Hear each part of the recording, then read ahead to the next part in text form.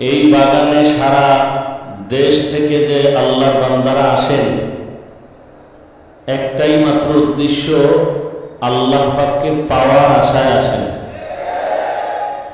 এবং সেই রুহের খোরাক, যেই বয়ান হওয়া দরকার, আমাদের শায়েখ ভাই আমিরুল মুজাহিদিন, নায়েবে আমিরুল মুজাহিদিন সে বয়ান আমাদেরকে করেন। এরপরে আর কোনো বয়ানের প্রয়োজন হয় বলে আমি মনে করি না। তবে আমরাও তাদের রুহানি ফায়েজ ও বারাকাত নেক নজর নেওয়ার জন্য আসি। আর একটা হলো, এই ময়দানে আল্লাহর বহু আল্লাহর প্রিয় বান্দারা আছেন, একজনের নজর যদি জীবনে লাগানো যায় তা জীবন ধন্য হয়ে যাবে। তো দোয়ার জন্যই বসা, আর কিছুই না। আমি প্রায় সময় বলি যে কিছু জায়গা আছে বয়ান করার, আর কিছু জায়গা আছে বয়ান করার জন্য পাওয়ার দরকার, চার্জের দরকার, চার্জ নিতে আসে। এই সমস্ত আল্লাহওয়ালাদের দরবার হলো হারানো ক্যাম্প। হারানো ক্যাম্পে গেলে কি মানুষ হারায় যায়? হারানো জিনিস ফিরে পাওয়া যায়। তাহলে এখানে যারা আসে, দুনিয়ার বিভিন্ন দরবারের বিষয় খবর জানি এভাবে যে টাকা হারাইছে, টাকা পাওয়ার জন্য যায়, দুনিয়ার কিছু পাওয়ার জন্য। কিন্তু এখানে মানুষ যারা আসে, হারানো মালিকের ঠিকানা পাওয়ার জন্য আসে। আল্লাহ সবাইকে আল্লাহ পাকের মারিফাতের নূর দান করেন। আল্লাহ পাকের পরিচয় পাওয়াই আমাদের মূল মাকসাদ।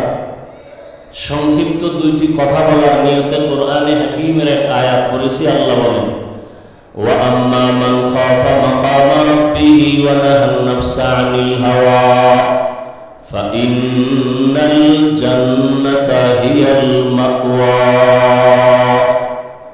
হাসরের ময়দানে আল্লাহর আদালতে দাঁড়াইয়া হিসাব দেওয়ার ভয়ে যারা দুনিয়াতে নিজেদেরকে গুনাহ থেকে বাঁচায় রাখবেন, আল্লাহ ওয়াদা করলেন আমি তাদেরকে বিনা হিসাবে জান্নাত দান করব। নবীজি বলেন, ইত্তাকিল মাহারিম তাকুন আ'বাদান নাস। তোমরা দুনিয়াতে উম্মতেরা হারাম, আল্লাহর নিষিদ্ধ জিনিস থেকে নিজেকে বাঁচাও।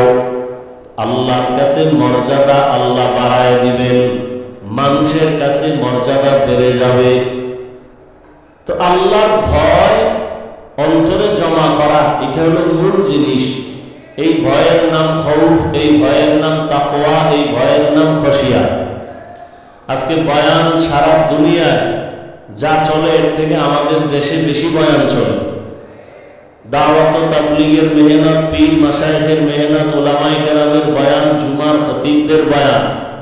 এরপরও অনেক ক্ষেত্রে আমলের বিষয় আমরা অনেক দুর্বল। এর একমাত্র কারণ, আল্লাহর শাস্তির ভয় যতদিন অন্তরে আসবে না, ততক্ষণ পর্যন্তই বয়ান শুনবো, কিন্তু বাস্তবায়ন করা কঠিন হবে। আর এই আল্লাহর ভয়, তাকওয়া বা খৌফ অন্তরে আসার একটাই মাত্র ঠিকানা, লিকুল্লি শাইইন মা'ইনুন ওয়া মা'দিনুত তাকওয়া কুলুবুল আরিফিন।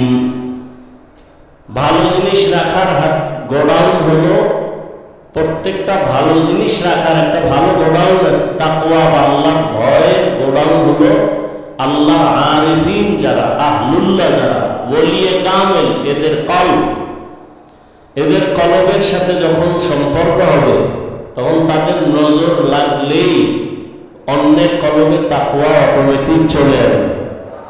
হারকে দারাত খাউফা কদর দিল মাদাম জান্নাতুল মাওয়া দেহদুরা মাকাম জুজবাহা কচি যে মখাজ ইনসুজা ফজলে উআ মস্তে দর জুমলা জাহা।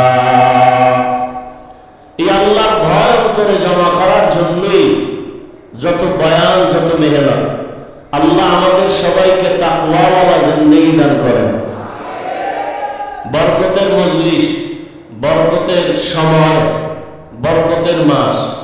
সব জমিনই আল্লাহর বানানো দামি, তবে কিছু জমিন আছে একটু স্পেশাল। এই চরমনের মাঠ এখন এটা স্পেশাল মাঠ। যতক্ষণ এই মজলিস চলতেছে অনবরত আল্লাহর রহমত অবতীর্ণ হইতেছে। দুনিয়ার সব ঘরই মানুষ বানাইছে বড় দামি, আল্লাহর ঘর মসজিদ এগুলো দামি, এর মধ্যে আবার বাইতুল্লাহ আরো দামি।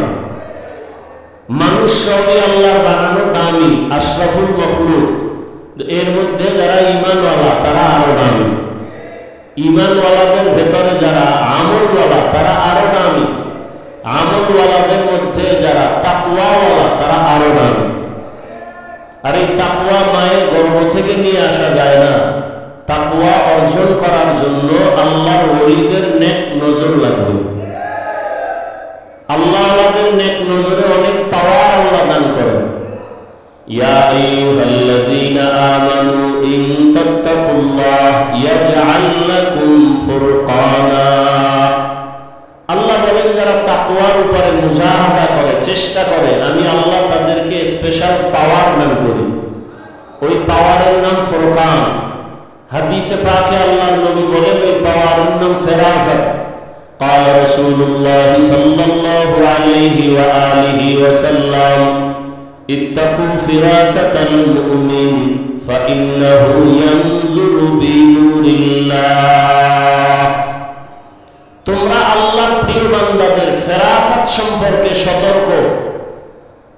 আল্লাহর ওই প্রিয় বান্দারা ফেরাসাতের পাওয়ার যখন পায়, চামড়ার চোখে তুমি যা দেখো তারা এর থেকে অনেক দূরে আল্লাহর অনেক কিছু দেখেন, তবে চামড়ার চোখে না, আল্লাহর দেওয়া নূরের আলোর দ্বারা দেখেন।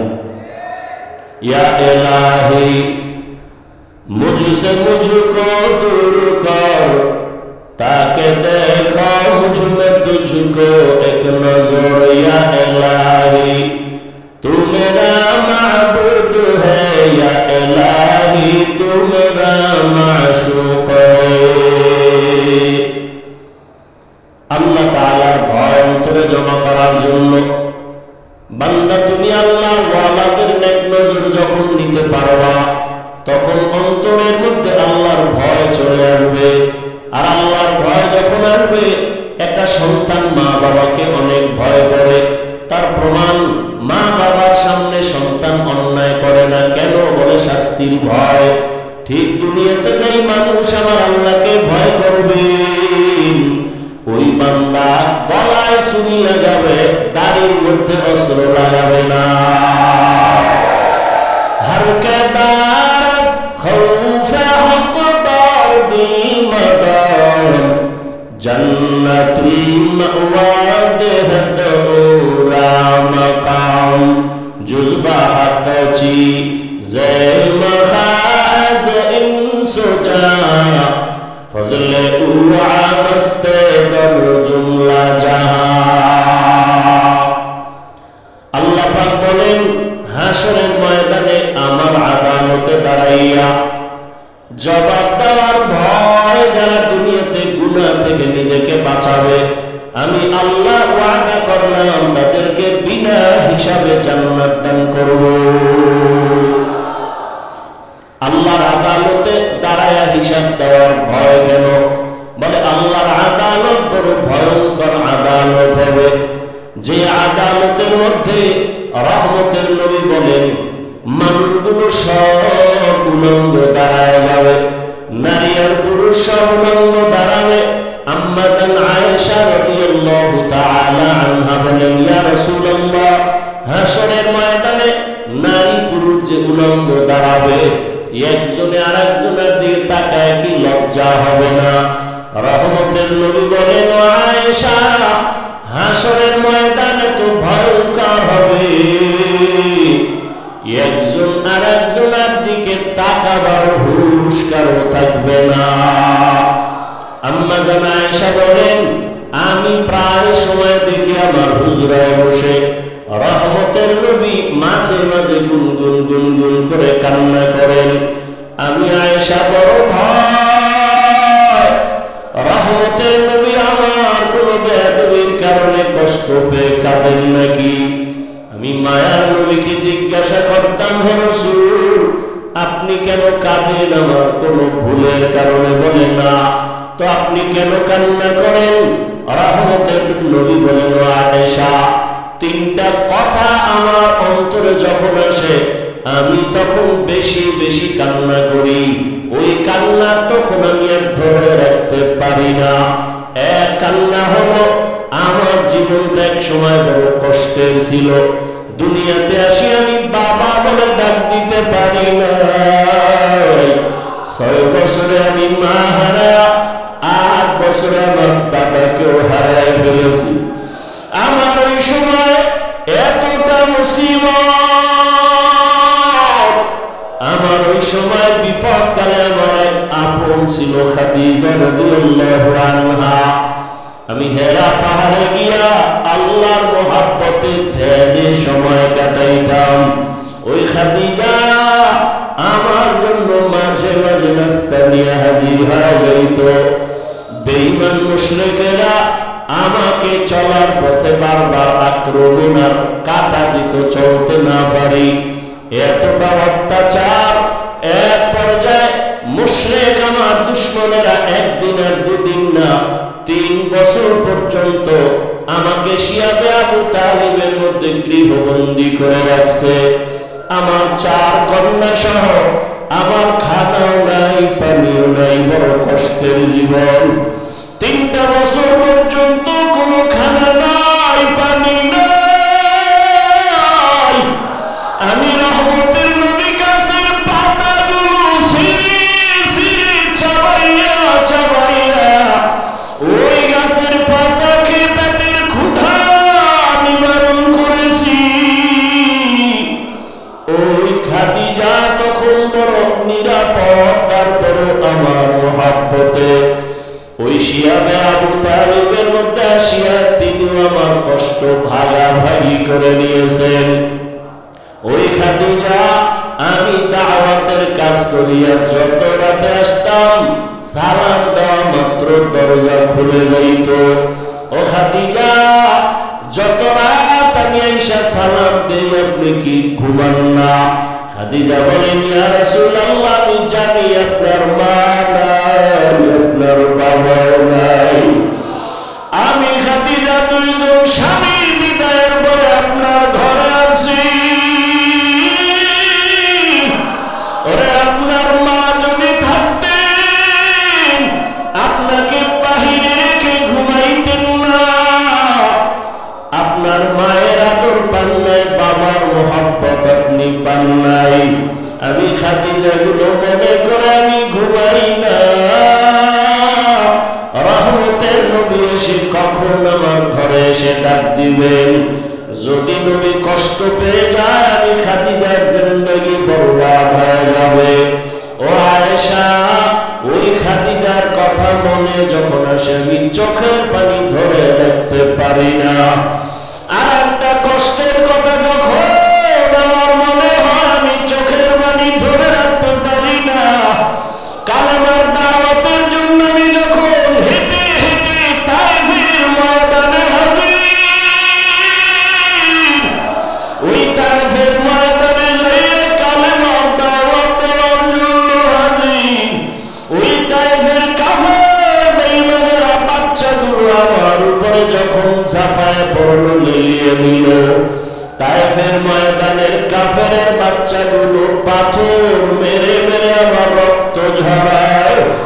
বৃষ্টির মতো পাথরগুলো আমার শরীরে পড়ে রক্ত রক্ত পড়ে আমার জুতা পর্যন্ত আটকাইয়া যায়। একদল বাচ্চা আমাকে পাথর মারে, আর একদল বাচ্চা আমাকে গালি দেয়, হাসি ঠাট্টা করে, আর আমাকে বলে মক্কার পাগল, এখান থেকে ভেঙে যাও। আমার কান্না দেখে আমার মাওলা সহ্য করতে পারেন নাই। আল্লাহ জিবরাইল আমিনকে বলে, যাও যাও, আমার মার নবীর কান্না আমি আল্লাহ বরদাস্ত করতে পারি না রে জিবরাইল। কারণ সব নবী আমার বন্ধু, মুহাম্মদ আমার বন্ধু, ঈসা নবী আমার বন্ধু, ইব্রাহিম আমার বন্ধু, সব আমার বন্ধু। তবে বন্ধুদের মধ্যে আমার মুহাম্মদ বড় আদরের। সমস্ত নবীরা আমি আল্লাহর আশিক, আর আমি আল্লাহ একমাত্র মুহাম্মদের আশিক।